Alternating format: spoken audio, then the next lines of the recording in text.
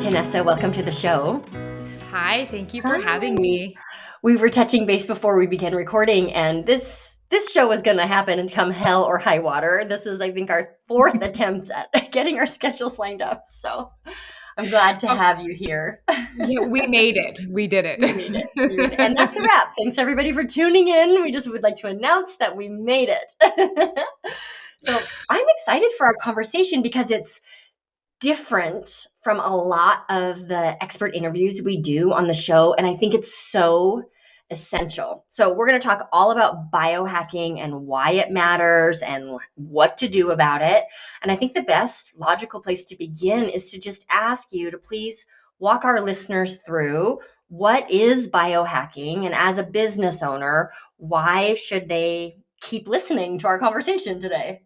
Yeah, isn't biohacking such a word though? When I first heard it, I was like, what is that? Is that illegal? Like, what do I need to know about this? And if you go and Google it, to be honest, you're going to get everything from like how to make your bedroom a better place to sleep to like, stick yourself in a frozen tank and watch what it does to your health. Like, there's a lot of information on biohacking out there, and it can be really intimidating if you just Google it. So I'm going to break it down the way I use it, which I feel makes it really like relatable. So think about this. It's essentially making small changes to your outside environment, whether that honestly be the lighting in your evening or, how the temperature of your bedroom, and then also making changes on the inside, things like how you're sleeping, what we're putting in our mouth, and all how it affects our ability to show up, to focus, to feel present, to feel that clarity of thinking we like, longevity, and our health. And all of these things, what makes biohacking specifically different from like a health habit is that you are always looking for the return on investment. And that's why I find it clicks so well with us as entrepreneurs. Like, isn't that our language, return on investment? Yeah, completely. So instead of motivation that I've had in the past, which might be like fitting into my jeans better, or I should eat healthy, or I should exercise more, and it's a little bit nebulous. What I hear you saying with biohacking is we make the process is so measurable. I get such immediate feedback that I get hooked into it more and experience the benefits in a deeper way. Yeah. So one of the cool things about biohacking specifically is it's really well known for like tracking a lot of things. Like even right now while we're recording, I'm wearing a ring that's tracking so many things going on in my body. And I'm also wearing a watch. Now, here's an example of like how I would use that. If I was trying to say, use the biohacking of light in the evening and how it affected the quality of my sleep, what I would do is I'd be like, okay, I'm going to be consistent with this experiment for a week and then watch how actually my sleep duration changes, my quality changes by using a lot of these outputs. And so I'm able to be like, that worked or that didn't, because I know as entrepreneurs, like we have a lot of stuff to do. A lot of us have kids, we have families, we have businesses. We don't have time to be doing all the shoulds of health habits, the ones you just said. We don't have time to do them all if they're not going to give us more energy out than we put in. And that is where I think biohacking and entrepreneurship is such a marriage. It is like, what specifically about this is working and is repeatable and should I keep because it benefits how I show up in my business with, clarity and focus and productivity and energy. I love it. I love it so much. So for all of our Hive members listening, tune into this because this fits into our data over drama theme. So Tanessa, one of the mantras we live by inside of my program is called data over drama. And it's just about, we could have all kinds of feelings about that sales call that just went sideways. And we're allowed to have those feelings. But when it comes to how we course correct, let's make changes based on what really happened and the data that we've accumulated. And that sounds like exactly what biohacking does.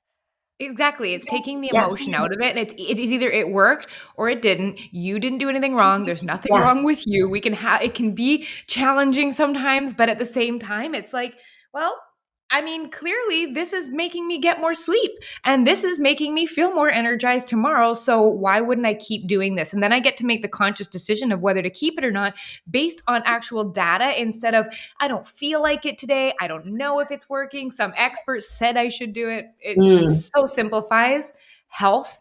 And then that relates back to how we are able to show up in our business.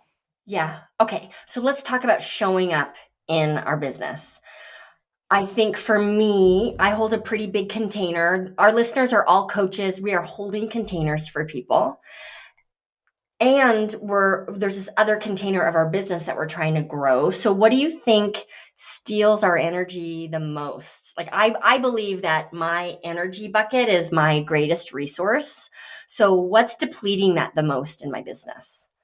For entrepreneurs, it's kind of a two-part thing. One is that there's this really funny side effect that happens with growing a business, and it is the fact that we just stop sleeping as well, or we stop exercising, or we stop Mhm. eating as well. And all of these things start slipping off the plate because we tell ourselves, first 5-figure month, great, then I'm going to be successful and I'll have time for this. When I get to 6 figures, when I hit whatever our goal is we keep telling us that we'll have more time then.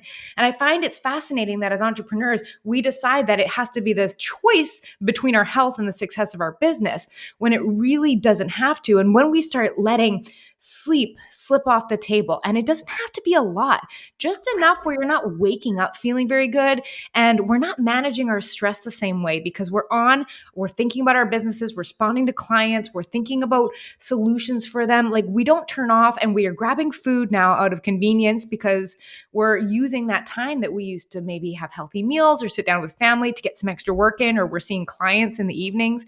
Like all of this starts to creep in and it's very slow. And all of a sudden we're waking up with brain fog and we're waking up and we're not feeling very clear anymore and well rested. And it's getting harder to be consistent showing up to our desk because we're just not feeling that juice and that creativity. And like you said, with the energy bucket, it starts to be depleted because all of these slipping health habits that have happened so slowly over time are creating inflammation in our body. And like I said, it's showing up as brain fog. Got it. Yeah. I I had a friend once refer to this as like falling feather syndrome.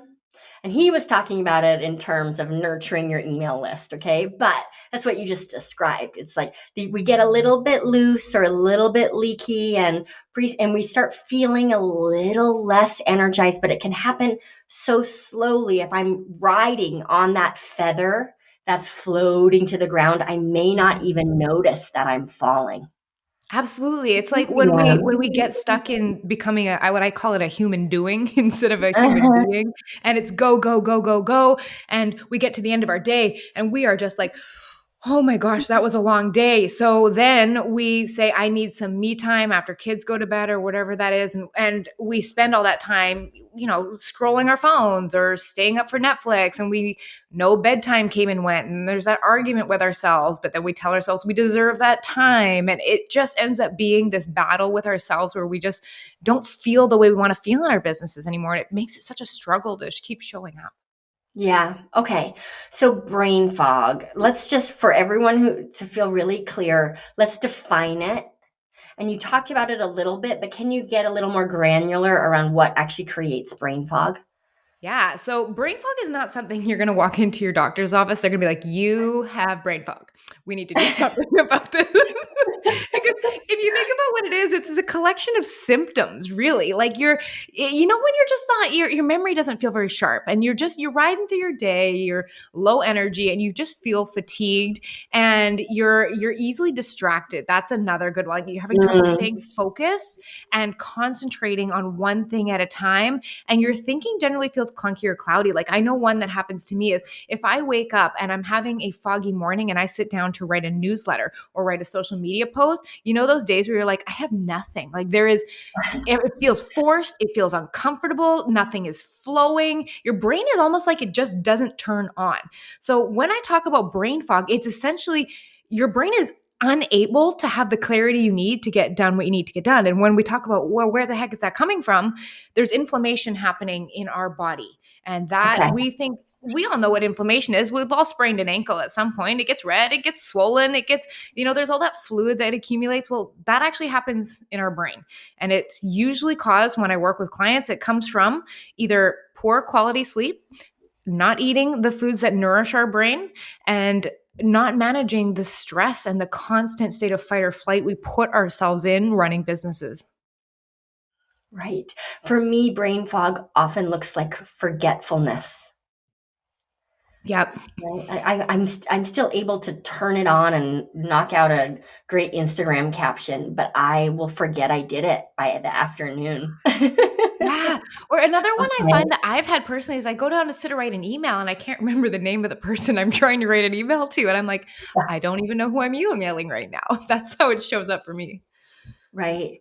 I have to confess, I've never considered before that there can be inflammation in my brain, which is weird because I'm aware of inflammation in every other part of my body. I've just never considered that our brain, of course, can experience that as well. Yeah, we're so focused on inflammation of the gut and Yeah. digestive from what we eat, right? But there is such an integral link between our gut and our brain, right? And not to mention the fact that if we are not recovering properly with a good Mhm. solid night's sleep, our brain is not able to perform properly, right? And it's not able to recover from the thinking we did that day and the creating, right? And so we're left over with just a brain that's not working properly and we're not achieving the capacity of performance that we could be should our brain be well rested, right? Right. Okay. All right. So let's just cut to it. Tell us how to get rid of the inflammation that causes our brain fog, please. Yeah. You know what? So I always used to think, well, there are four equal pillars: exercise, food, stress, and sleep. But after working with so many people, I can tell you hands down, there is a foundation under those pillars, and it is sleep. And it is the number one thing that sets us up for ease in making good choices in all of the other areas, right? So, when we're looking specifically at sleep, a well rested brain is able to concentrate, produce work at a higher output. We're able to focus more. And when we come down to sleep, one of the first things I always love to look at is, well, are we getting enough sleep? And that seems like a boring enough question on the surface because everyone says, of course I'm getting enough sleep. I go to bed at 11 and I wake up at 7. What are you talking about? I get 8 hours. I'm fine. But when I strap these wearable technology trackers to my clients, and I'm a spreadsheet girl, everything goes on a color coded, conditional formatted spreadsheet. Like we can see the numbers in black and white. What most of us don't know is the average entrepreneur spends about an hour to an hour, 15 minutes awake every single night. And this is on average.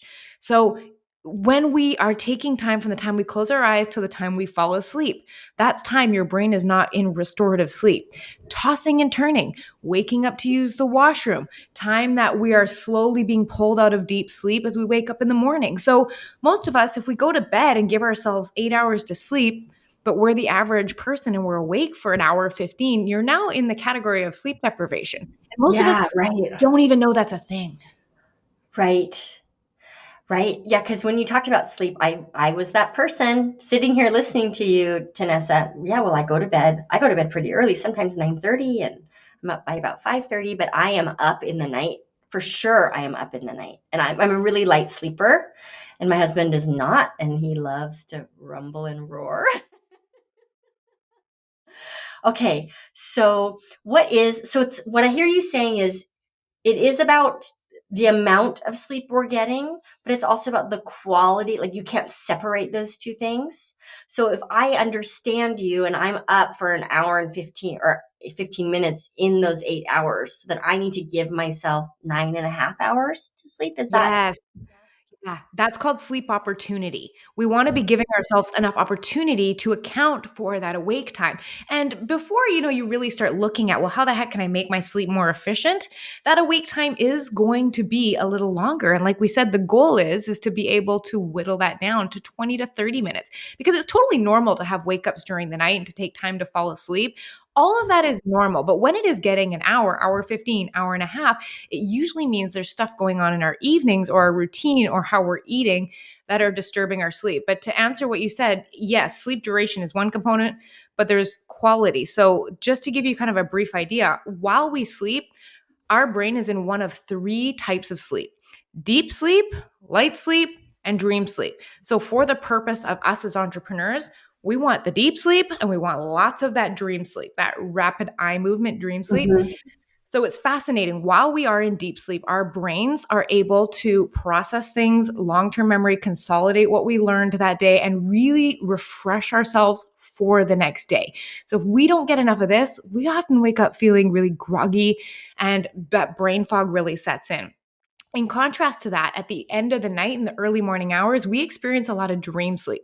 Now, I call this entrepreneurial gold because of what happens in our brain when we dream. So, as coaches, this is a non-negotiable part of your sleep that you do not want to be doing anything in your evening to compromise this. So, what dream sleep allows us to do is it allows us to read facial expressions and body gestures much more effectively. So when we're holding space in a coaching conversation, I want to be able to notice when my client leans back, when they make a facial expression, when they cross their arms. I need to be in tune with that because it's going to allow me to push or redirect my questioning, right?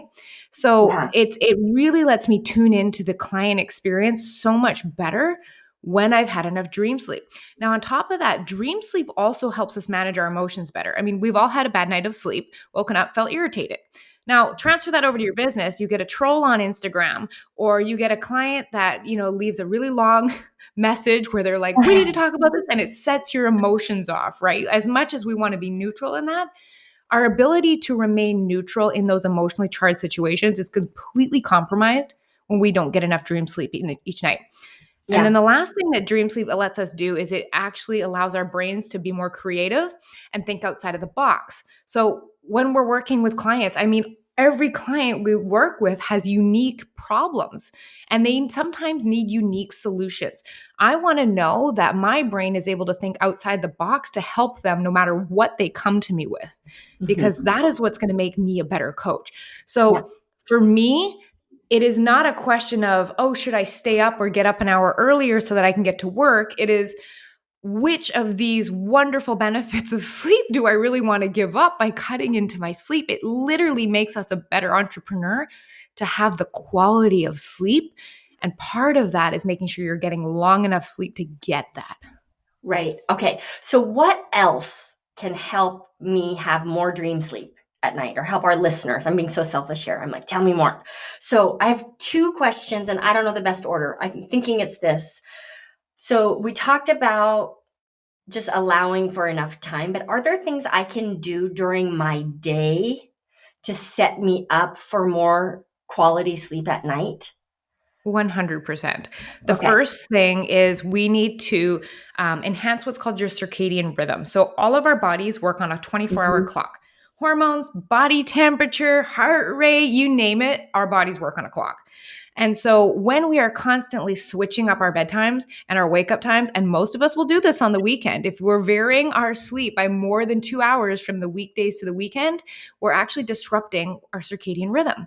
So why is it so important? Well, because certain things happen at certain times, meaning the hormone melatonin that helps us get really good sleep, it goes and starts to rise 2 to 4 hours before sleep. Now, if your body can't predict what time you're going to sleep, it's like, I don't know. Do you want melatonin now or do you need it in 4 hours from now? And then we end up staring at our ceiling, wondering why we can't fall asleep half the time. It's just because our bodies are not optimized for that, right? Yes. But beyond that, to answer your question specifically, when we're talking about REM sleep, there was a fascinating study done where they looked at two different groups. One group read on an iPad before bed. So this is simulating the blue light that comes from TVs, phones, tablets, all of that. And the other group read on a paperback book. Well, what they found was that in the group that was reading on the screen, so this is the same as watching TV, scrolling Instagram, all of those pre-bedtime habits, is that there was a 90-minute delay in the rise of that sleep hormone melatonin, which then delayed all quality of sleep. But here's the crazy thing. What they found was that it didn't just affect you that night. There is a 3-night digital hangover where your melatonin is affected for 3 days post-screen exposure before bed. And what ends up happening is the REM sleep is affected the most by it, by that screen before bed. So we all know about blue light, right? But it doesn't really affect us until we're like, oh, that's how it is. It literally stimulates a protein on our back of our eyes that tells us it's the middle of the day. Halt all melatonin production. We don't want to fall asleep right now. Look at blue sky. But then all of Yeah. a sudden we turn it out and we expect our brains to be ready to have high quality sleep when now we're getting that whole delay in that hormone cycle that is really allowing our brains to work at their best the next day. Okay, so what about the person listening who's thinking, yeah, but yeah, but it really helps me unwind to crawl in bed and scroll through Instagram. That's when I text my sister. I crawl into bed and it's like the last thing I do is look at my phone. Yeah, but so if I was your client and I came to you with that resistance, how would you coach me around that? Oh, that is such a good question. I actually ended up last year doing a whole masterclass on the how to go to bed on time because of this exact question I get so often. So Yeah. one of the what I always like to look at when I get that's my me time, that's my unwind Mm, time, is I always first like to start with why we need so much of it in the evening. And what I find is that during the daytime, there is no allowance for being. And eating lunch without also responding to emails. There is no mhm. time outside. There is no 5 minute, how am I feeling right now between coaching calls? It's literally like 1 o'clock, 2 o'clock, 3 o'clock, 4 o'clock, 5 o'clock, 6 o'clock. And we get to the end of our days and our brains are so frazzled because of the constant input. There has been no break in the day. So what ends up happening is we feel exhausted or we feel like we deserve a break. And I hear this all Right. the time. So then what Mhm. we go to do is we're like, I just want to have some me time. I want to feel refreshed and I want to feel restored. I'm going to go and sit there and watch Netflix. And there's nothing wrong with Netflix. I just want to say that right off the bat. I watch TV as well. But here's how we use it.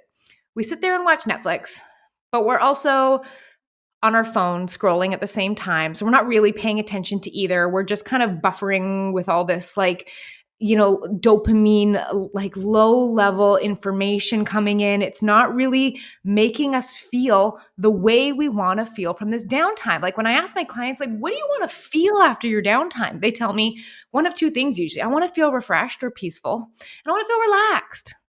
Mhm. And when oftentimes we are just doing that mind numbing escape from the day we have had because there was no breaks, we end up just doing activities that don't actually create refreshed or don't actually create relaxed. So, what happens is instead of having high quality leisure time that takes an hour, something that really refuels you, we end up needing 3 and 4 hours of TV time at the end of the night to unwind. So, my challenge is always this: what if in your evening you maybe watched an hour of Netflix and then replaced the next hour of it with something that actually refuels your soul? Maybe you're catching up on blog articles that you've been waiting to catch up on, reading a good book you've wanted to dive into.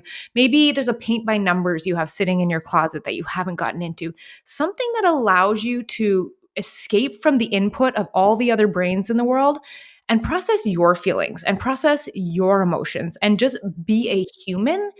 And I find that when we can create that sense of like relaxed and refreshed, we don't need endless hours of me time that are running into our bedtimes. And so we're able to create some space in there that we can still do that stuff, but it's not running our tanks dry. It's refueling us and giving us what we need. And oftentimes when they make that switch and they put in that hour before bed that's focused on that rejuvenating experience, they no longer need to be on their phone till the moment they go to sleep. Right. I also heard you say, or imply rather, squeezing in some of that replenishment time during the workday. Yeah. I mean, Mhm. who likes to get to their end of the workday and feel just like they need to collapse on the couch and that they deserve Mhm. endless hours of TV, right? So I always say, like, what is it about the way that we are planning our days? Why are we spending so much time in that lean forward, masculine doing energy? Where is the balance between being, flowing, and doing, right? And not everyone needs to have a perfect 50-50 balance. Maybe we can lean Yeah. a little more into the planning and scheduling. But oftentimes, when we have that hypervigilance that we need to retreat from, it's because we spent so much time in planning, scheduling, doing, meeting, coaching, fight or flight without the break. I mean, 5 minutes on the deck between coaching calls. Things Mhm. like that. Just how about just stop and check with your body? Like, what are your muscles feeling right now?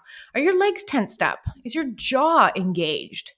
can we just, how am I feeling right now? Can I be a human being for 2 minutes right now? Just Right. help pull out of that. Right. Okay. So what I'm tracking so far, number one, be respectful of my own circadian rhythm. So whatever my routine is, maintain that routine so my body knows which hormones to kick out at what time. Yes, that's exactly that.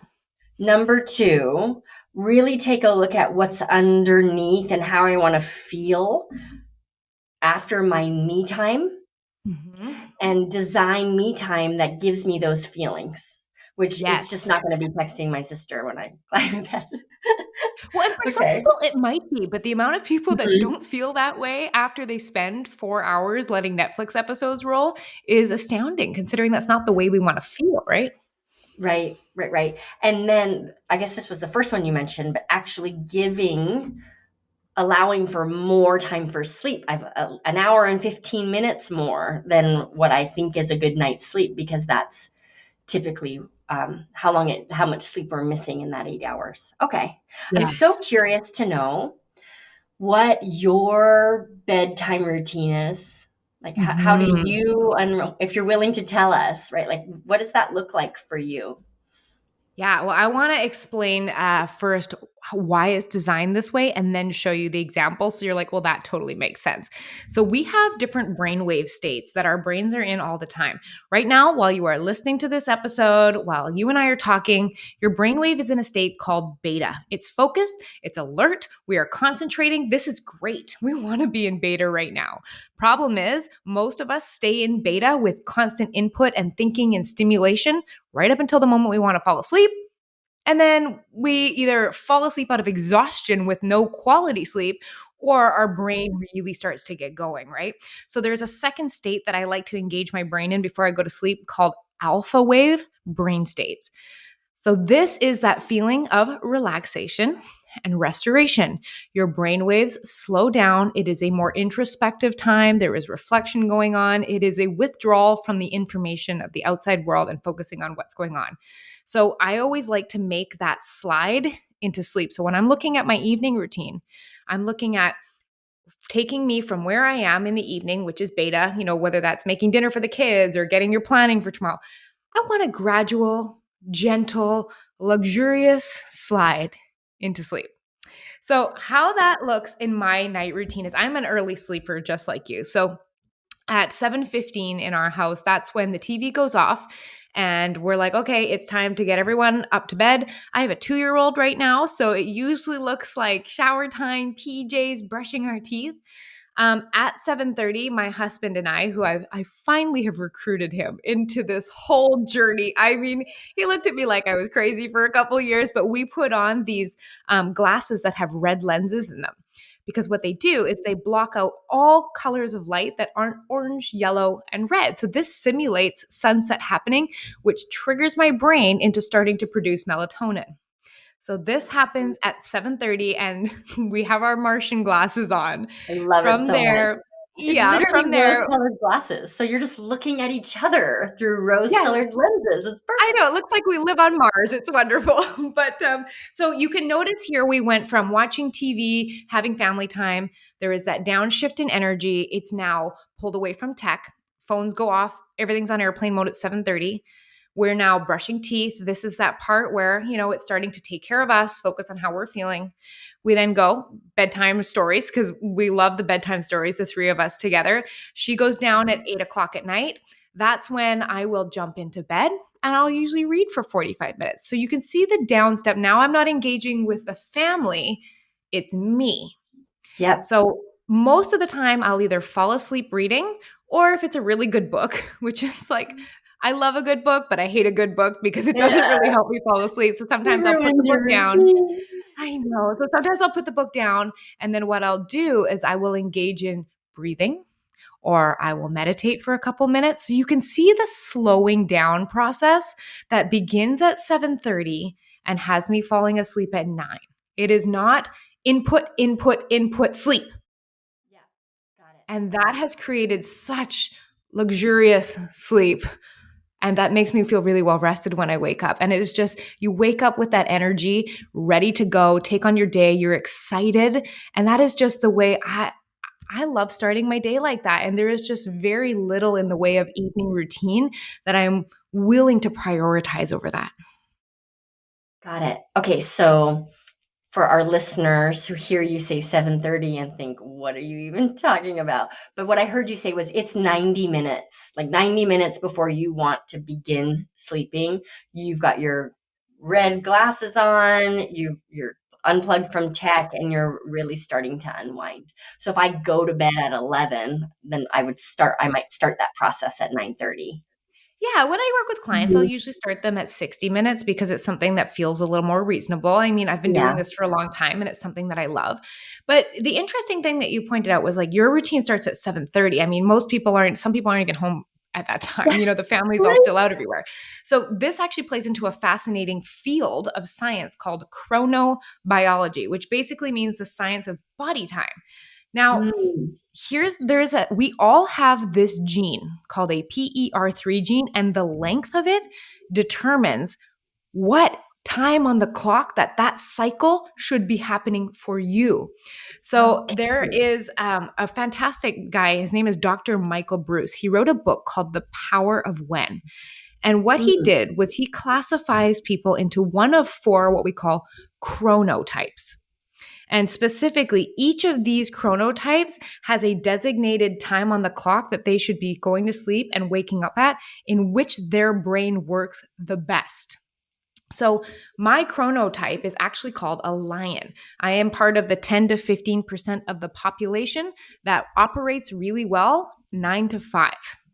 50 to 10 to 15. 60%, 10 to 15%. And this is why the 5 a.m. club drives me a little crazy, because that would mean that 85 to 90% of the population are not genetically, I'm not talking about your habits or what we want to be, genetically early birds. And yet, when we force ourselves into those routines, we end up giving ourselves what is called social jet lag, the experience of being off of our biological clock due Yeah. to our social schedule, whether we're staying up Yeah. late or waking up early. So he actually has a quiz on his website that it's a free quiz you can take, but it'll tell you which of these chronotypes you fit into. So I've had some clients before that really wanted to follow like an 11 to 7, but they woke up groggy all the time. They felt their brain wasn't very sharp during work days. They weren't getting much done.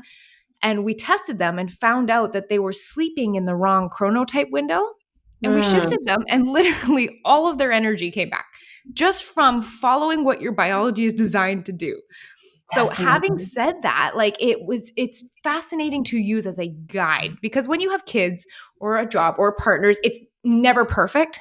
Good luck. But Yeah. if you knew that your energy would be better if you could be up an hour earlier and you can make half an hour work, well, how much better might that feel? So I used to follow, like I said, the 11 to 7. That was me until I found out I was a lion. And then I switched to 9 to 5. And it was like fireworks in my brain, how much better my brain works in that time in the morning than trying to fit into the social schedule that like traditional jobs and workplaces all do, which is the 9 to 5, right? So chronotypes, it's a brilliant way to figure out if that might be why you don't feel so clear in the So morning. cool. Yeah. I want to just clarify something for our listeners, because I may have gotten confused there, and there might be listeners who feel the same way.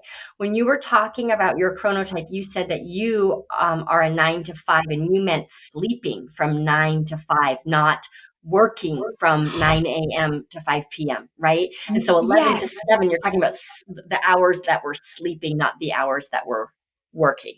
That is correct. Chronotype refers to the most optimal time to be asleep. Asleep. Good. Yes, Thank you for yes, that good question. clarification. All right. So I'm just dying to know, and this might be a great way to wrap up our conversation today. Could you share maybe the top 2 or 3 biohacks that anyone listening could start doing right away? Yeah. So should we just keep going on sleep because we might Yeah, as well yeah, just yeah. hammer? Yeah. Okay. Let's do So it. number one, ensure that you are wrapping up dinner at least 3 hours before you want to be asleep. Mm. Food causes our heart rate and our blood pressure to go up, and digestion. When this happens, it takes longer for our heart rate to drop at night, and we don't get the restorative sleep that we would need. So just pulling your dinner back and experimenting with that, huge change to our sleep. Number 2, invest in some good blinds. So I have my clients perform something called the hand test. So they will stick their hand right before they fall asleep, right before they wake up, 6 inches in front of their face. If you can see it, it is too bright in your room when you are falling asleep and waking up. So not only will this affect your melatonin production, but there's also been studies that have shown that light in your room, whether that be from a street light outside or honestly a flashing light on your bedside table, a clock face, can cause your body to stay in mild fight or flight all night. So if you're waking up a ton at night, or if you're not having very good sleep, check to see if your room is completely dark at night. And I really like, blackout curtains, roller blinds, and I even go a step further and I take some Velcro and I'll Velcro the sides of them to the wall so that I don't get all that light bleed into the room. Yeah. And so the last one I would say is, if we're really looking at optimizing our sleep, we have to think about how our brains worked pre-indoor lighting. So we responded to environmental cues. In the evening, the blue light of the day, it gets darker. It gets red and yellows and oranges and pinks. It gets lower on the horizon and less intense. We want to mimic that in the 2 to 4 hours before sleep so that our brains are properly cued for good sleep. So what this simply looks like is, if you have dimmer switches, turn them on. If you can turn off bright overhead lighting, this includes bathroom vanity lighting, and you can turn on a lamp instead so it's lower and it's not an overhead light.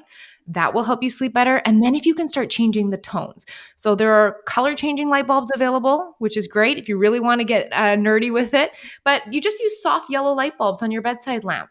Or you can be like my husband and I and live on Mars in red glasses, and that will do the trick too. Totally joining you on Mars. I know. But so yeah, think about what does the light do in real life? If we had no indoor lighting, how can I replicate that so that my brain is receptive hormonally and time-wise to sleep? So those are the big ones. Black out your room. Make sure that your lighting is, it mimics outdoors. And then the other one was eating 3 hours from bed at least. Great. Would you recommend, so let's just say we have a late dinner. What's better for me? Having a rocky night, like having a shorter window, or moving my bedtime?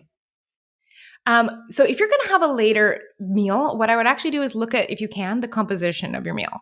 So specifically, our bodies don't deal with carbohydrates very well at night because the hormone that helps to lower blood sugar doesn't work very well at night. So if you can stick to a meal, if you're out for dinner, that is lots of veggies, green leafy things, protein and fat, something that is lower in that carbohydrate, that will really help maintain stable blood sugar during the night, which will help you sleep a lot more soundly. I would do that because we live. Once in a while, you're going to have late meals for sure. Completely.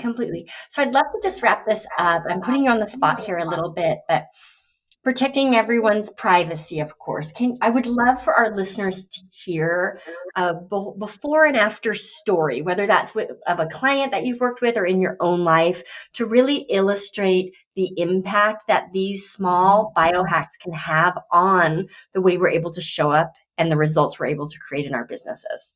Yeah. Well, everyone is a little bit different. So just saying that just because we do these things doesn't mean they're blanket across the board.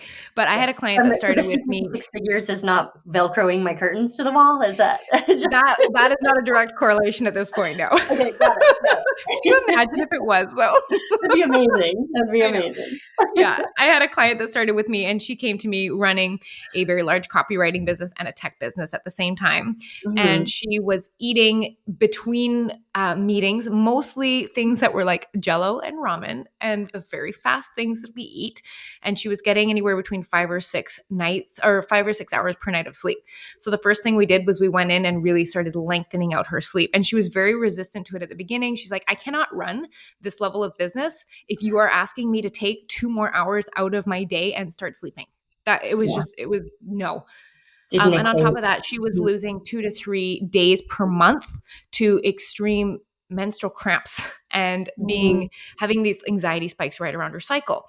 So what we did was, once we started balancing out her sleep, I said, okay, let's just do this half an hour at a time. And over 4 months, what we ended up doing was getting her up to 7 to 8 hours. And it was fascinating. She said to me, I get done in one day now what used to get done in 2 days. meaning of stuff. She said, because I think faster, decisions are easier. I don't stress over everything so much, and my brain works a lot better. So I don't need to, it doesn't take me so long to do everything. And because she wasn't feeling so overwhelmed and stressed out, she was able to delegate a lot more. Right. So it was fascinating. She's always said to me, like, should you have told me that you were going to take time away, in her words, take time away from me? She goes, I would have freaked out. But she goes, the fact is like when your brain is working better, it doesn't take time. It gives you time back because it doesn't take you so long to do everything. Yeah. So, fast forward, we have her eating and everything now, and she's no longer experiencing those debilitating days where she needs to cancel work 3 days a week due to menstrual cramps, which is that's a huge loss. That's 10% of your month. Yeah. Right? So really working through stuff like that. I mean, that's a great example, like just the clarity and the energy. I had a client send me a message yesterday after we've been working on her sleep for only about 4 weeks so far. And she said, it's so weird. I'm going to bed an hour and a half earlier every night, but I have gotten everything done in my evenings and I have time left over now because we took out a lot of the mindless behavior. And she's like, I just have time I don't know what to do with now. And I'm going to bed earlier. And that's when you get to do the fun life projects or, catch up, like all those things that we never have time for.